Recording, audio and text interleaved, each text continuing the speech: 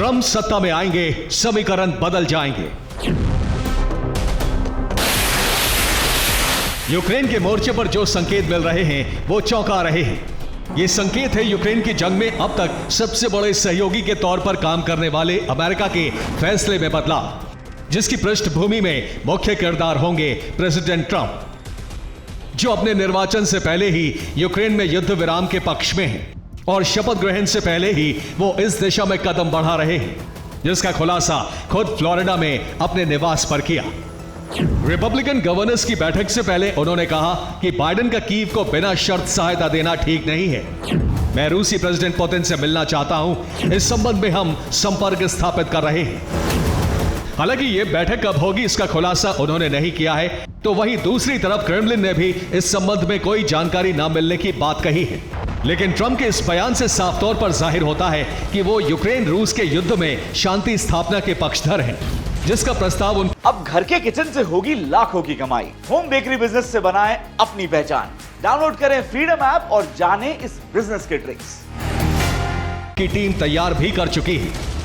यही वजह है कि 20 जनवरी को अंतिम मियाद मानकर रूस और यूक्रेन की रणनीति ज्यादा से ज्यादा क्षेत्र पर कब्जे की थी।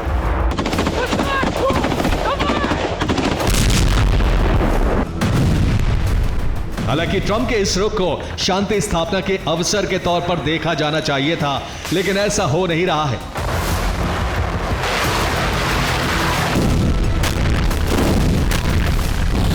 इस जंग को विस्तार देने की तैयारी नए सिरे से शुरू हो चुकी है और इस तैयारी में पुतिन नहीं, ज़ेलेंस्की एक अहम किरदार बनकर उभर रहे हैं। अमेरिका के बिना भी जंग लड़ने का मन बना चुके हैं और यह मन उन्होंने इसलिए बनाया है क्योंकि ट्रंप की नीति बाइडेन से बिल्कुल अलग है। दरअसल ट्रंप ने नेटो देशों से रक्षा अनुदान ज्यादा देने को कहा है। ट्रंप ने नेटो के लिए रक्षा अनुदान जीडीपी का 5% करने को कहा था, लेकिन इस प्रस्ताव पर ज्यादातर देश राजी नहीं हुए, इसलिए अमेरिका के नेटो से बाहर जाने के मजबूत संकेत मिल गए हैं। इसका दूसरा मतलब यह है कि यूक्रेन के मददगार के तौर पर नेटो तो होगा, लेकिन अमेरिका नहीं।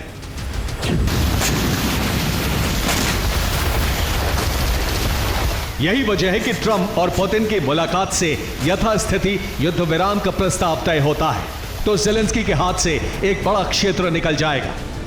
लेकिन नेटो के बाकी देश ऐसा होने नहीं देना चाहते, इसलिए जंग की तैयारी अमेरिका के बिना भी शुरू हो चुकी है और यह फैसला हुआ है रामस्टाइन की बैठक में और तय हुआ कि इस जंग का नेतृत्व करेगा यूरोपियन यूनियन।